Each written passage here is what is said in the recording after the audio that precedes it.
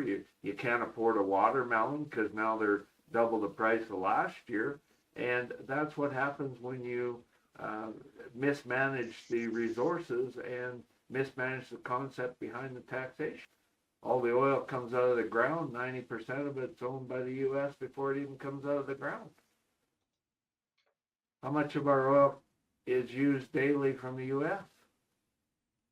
You got any stats on that one? Oh, lots. Like the major suppliers, Yeah.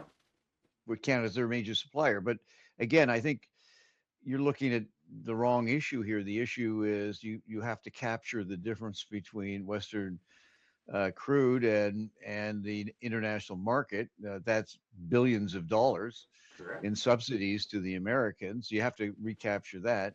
Most oil and gas companies, in particular the larger ones, they're all owned by Americans. So all the profits go to the American shareholders, which that's the way the system works.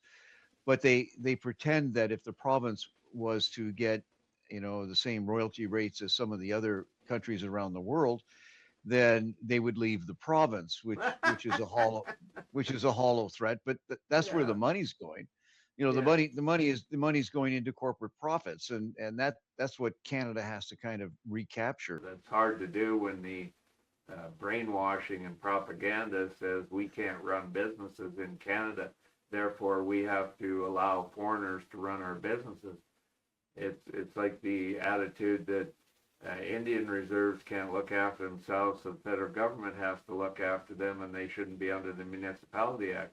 Well, that type of mentality is spread to the way the international business community looks at Canada and says, you can't manage your businesses and your assets, so we'll take over control of them, and we'll take all the money, and you should be happy with your job and the higher prices and the higher taxation. And that's a systemic mentality of the problems in Canada, and I think that's wrong, and it needs to change.